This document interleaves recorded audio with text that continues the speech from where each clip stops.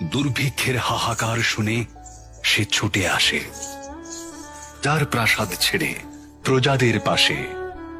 সে বাংলা মাটির কন্যা, এই প্রকৃতির খবরাখবর সবকিছুই তার জানা। বৃষ্টি হবে গো, বৃষ্টি হবে, বৃষ্টি হবে গো, বৃষ্টি হবে।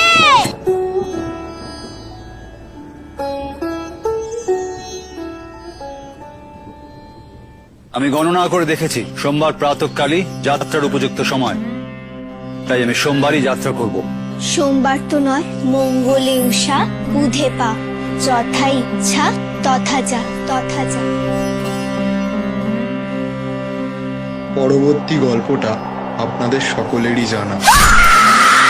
বরাহর আদেশে তার পুত্র মিহির খনার জিহবা কেটে দেন।